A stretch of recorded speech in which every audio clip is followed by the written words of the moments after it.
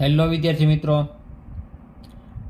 આપણે ધોરણ 6 માં સ્વાધ્યાય પોથીમાં ચેપ્ટર નંબર 1 એમાં 1 થી 9 પ્રશ્ન નંબર સુધી જોઈ લીધું. હવે આજના વિડીયોમાં આપણે પ્રશ્ન નંબર 10 થી પ્રશ્ન નંબર 14 લગીનો જોઈશું. બરાબર. એમાં પ્રશ્ન નંબર 10માં નીચેની સંખ્યાઓને ઉતરતા ક્રમમાં લખો. તો આપેલ સંખ્યા છે એને તમારે શું કરવાનું છે? ઉતરતા ક્રમમાં લખવાનું છે. બરાબર. એનો મતલબ એમ કે સૌથી પહેલાં મોટી સંખ્યા આવશે, પછી નાની સંખ્યા આવશે, પછી એના કરતાં નાની નાની સંખ્યા આવતી જશે. આમાંથી સૌથી મોટામાં મોટી સંખ્યા છે 36,70,402. એના પછી નાની છે 36,70,042. એના પછી છે 36,07,420. એના પછી છે 36,07,042. એવી જ રીતે અહીંયા બરાબર સૌથી પહેલાં મોટામાં મોટી સંખ્યા લખી નાખવાની, પછી નાની નાની સંખ્યા લખતી જવાની. બરાબર.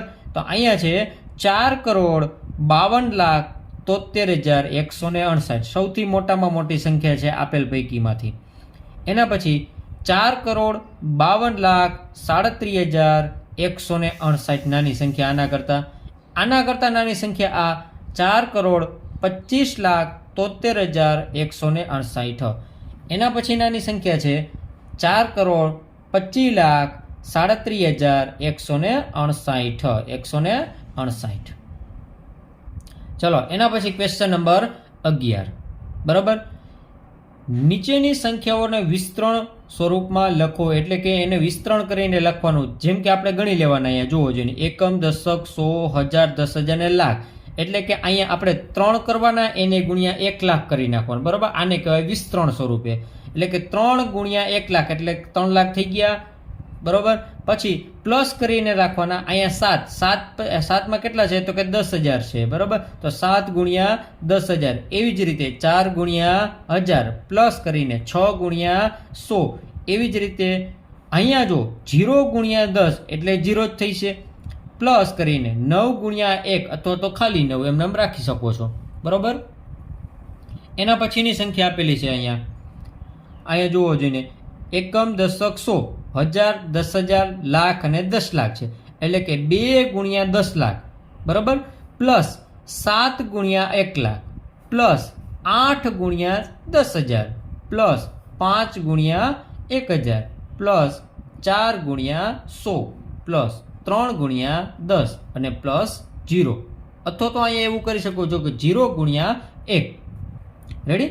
એના પછીની સંખ્યા અહીંયા તમારે ગણી લેવાનું. પહેલાં એકમ, દશક, 100, 10,000, 10,000, લાખ, 10 લાખ અને કરોડ. બરાબર. એટલે કે 5 ગુણ્યા 1 કરોડ પ્લસ 4 ગુણ્યા 10 લાખ પ્લસ 8 ગુણ્યા 1 લાખ પ્લસ 9 ગુણ્યા 10,000 પ્લસ 6 ગુણ્યા 1000 પ્લસ 0 ગુણ્યા 100. એટલે અહીંયા જો 0 ગુણ્યા 100 એટલે 0 પ્લસ 1 ગુણ્યા 10 એટલે કે 10. 1. બરાબર. 1 ગુણ્યા 10 એટલે કે 10 પ્લસ 2 એમના. હવે એના પછીનો ક્વેશ્ચન છે વિસ્તારમાં લખેલી સંખ્યા કઈ છે તે લખો. એટલે કે અહીંયા વિસ્તારમાં એક સંખ્યા લખેલી છે, એ આપણે સંખ્યા લખવાની છે. 7 ગુણ્યા 1 લાખ એટલે કે 7 લાખ અહીંયા મેં લખી નાખ્યા. બરાબર. એના પછી 3 ગુણ્યા 10,000 એટલે કે અહીંયા મેં લખી નાખ્યા 30,000. બરાબર. હવે 1 ગુણ્યા 1000 એટલે કે 1000. 5 ગુણ્યા 100 એટલે કે 500. 9 ગુણ્યા 10 એટલે કે 90 અને 6 ગુણ્યા 1 એટલે 6. અહીંયા સિમ્પલ રીતે તમારે લખવું હોય તો તમારે કાંઈ નહીં કરવાનું. જે પહેલા આંકડા હોય એ તમારે લખી નાખવાના એટલે તમારો જવાબ આવી જશે. જેમ કે 5 છે અહીંયા, તો અહીંયા તમારે આ 5 લખી નાખવાનો. પછી અહીંયા 7 છે તો 7 લખી નાખવાનું. 3 અહીંયા 3. બરાબર. પછી 9 છે 9 લખી નાખવાના. 6, 2 અને અહીંયા 8. બરાબર. એટલે અહીંયા આપણી સંખ્યા આવી જશે. અહીંયા પણ એ જ રીતે કરવાનું. પહેલાં 8 લખી નાખવાના, પછી 4 લખી નાખવાના, પછી 1 લખી નાખવાનું, પછી 9 લખી નાખવાના, પછી 2 લખી નાખવાના, એના પછી 6 લખવાના, એના પછી 0 લખી નાખવાના, પછી 4 લખી નાખવાના. બરાબર. હવે આપણો ક્વેશ્ચન નંબર 13. નીચેના અંકો વડે બનતી નાનામાં નાની અને મોટામાં મોટી સંખ્યા લખો. મેં અહીંયા મોટી સંખ્યા પહેલા લખી છે અને નાની સંખ્યા પછી લખી છે. એટલે કે આપેલા અહીંયા સંખ્યા છે, અંકો આપ્યા છે, એમાંથી તમારે મોટી સંખ્યા કઈ બને છે એ લખવાનું, નાની સંખ્યા કઈ બને છે તે લખવાનું. બરોબર. આમાંથી મોટી સંખ્યા બનાવી હોય તો સૌથી પહેલા મોટો આંકડો પસંદ કરવાનો. જેમ કે અહીંયા મેં 8 પસંદ કર્યો છે. બરોબર.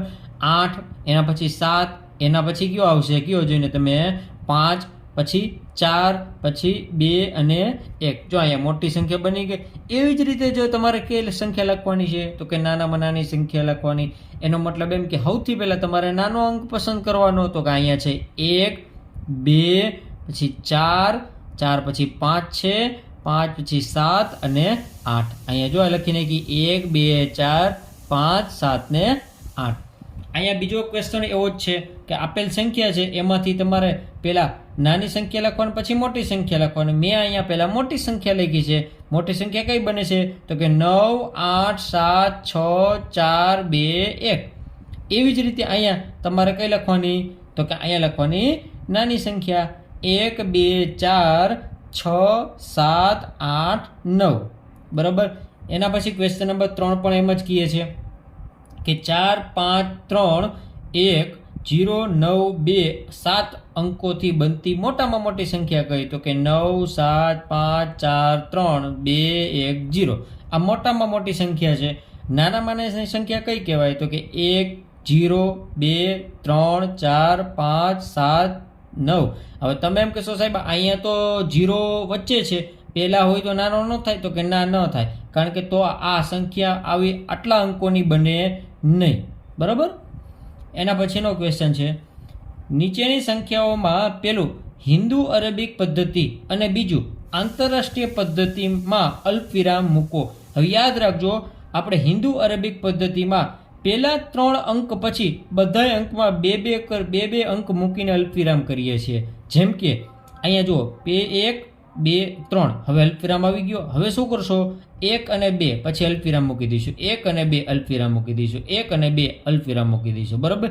પણ અહીંયા આંતરરાષ્ટ્રીય પદ્ધતિમાં 3 અંકો મૂકીને આપણે અલ્પવિરામ મૂકવાનો છે. બરાબર. તો પહેલો, બીજો અને ત્રીજો અલ્પવિરામ મૂકી દીધો. પહેલું, બીજું અને ત્રીજું અલ્પવિરામ મૂકી દેવાનું. પહેલું, બીજું અહીંયા આટલે લગી જ છે, નકર તો આપણે હજી અલ્પવિરામ મૂકી દે. એના પછી નીચેનામાં જુઓ, અહીંયા તમારે પહેલા શું કરવાનું તો કે 3 અંકો સુધી અલ્પવિરામ મૂકી દેવાનું. પહેલા હિન્દુ અરેબિક પદ્ધતિમાં એકમ, દશક અને 100 લગીનમાં અલ્પવિરામ મૂકી દેવાનું. બરાબર. હવે પછી બે અંકો પકડવાના, 1 અને 2 અલ્પવિરામ મૂકી દો, 1 અને 2 અલ્પવિરામ મૂકી દો. બરાબર. 1 અને 2 હવે આગળ નથી, નકર અહીંયા આપણે અલ્પવિરામ આવી જાય. રેડી. અહીંયા જુઓ, આંતરરાષ્ટ્રીય પદ્ધતિમાં કેટલા અંકો પછી મૂકવાનું તો કે 3 અંકો પછી મૂકવાનું. બરાબર. એકમ, દશક, 100 અહીંયા મૂકી દેવાનું. અહીંયા 1, 2 ને 3 મૂકી દેવાનું. બરાબર. અલ્પવિરામ 1, 2 ને 3 અહીંયા અલ્પવિરામ મૂકી દેવાનું. રેડી.